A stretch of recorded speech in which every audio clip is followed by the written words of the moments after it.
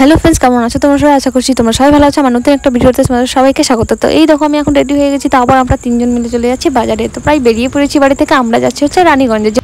এই কড়া দুপুরে রোদের মধ্যে মানে এই বাজারে যাওয়ার একটাই কারণ হলো, যেহেতু বর্ষাবৃষ্টি পুজো সকালবেলা আমাদের 6 তারিখে 7টা 8টার মধ্যে করতে হবে।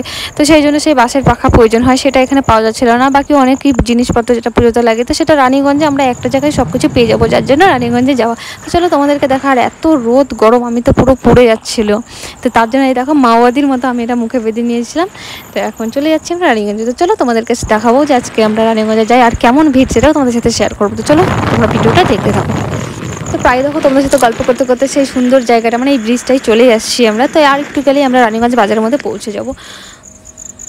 আর এই দেখো দেখতে দেখতে আমরা এই যে রানীগঞ্জে পৌঁছে গেলাম। তো যাই হোক, বাজারে পৌঁছে আমরা প্রথমে পাখার দোকানটা পেয়ে গেছি। আর তারপরে দেখছি দেখো এত ভিড়, মানে রোদের মধ্যেও মানুষ একদম এত বাজার টাজার করছে আর কি।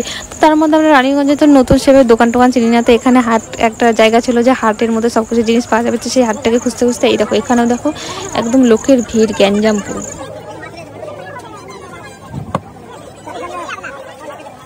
তারপরে এই দেখো গ্যাঞ্জামের মধ্যেও আমরা এই পাখার দোকানে চলে এসেছি। আর বড় এখানে বাসছিল আর আমি ক্যামেরা করছিলাম, যাতে তোমাদের সাথে ভালো ভালো ভিডিও আমরা শেয়ার করতে পারি।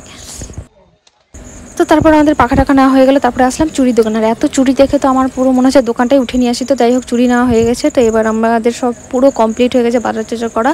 তো এবার আমরা বাজার থেকে বেরিয়ে যাব। তো এখন আমরা বেরিয়ে গেলাম আমাদের রুমের দিকে। আর রাস্তায় যেতে দেখো কত ফলের দোকান বসেছে এখানে। আর এত গরম হাওয়া দিচ্ছিল বাইকে, মানে কখনো বাইকে গরম হাওয়া কখনো ঠান্ডা হাওয়া। আমাদের সোনায় তো একদম বিরক্ত হয়ে যাচ্ছিলো আর গাড়ির মধ্যে ঘুমিয়ে পড়ছিল। আর আমার মুখ তো পুরো ঘামে মানে শেষ হয়ে যাচ্ছিলাম। আমি যখন বাইকে একটু হাওয়া পেলাম তখন একটু শান্তি। তো চলো আজকের ভিডিওটা তোমাদের কেমন লাগলো অবশ্যই জানাবে।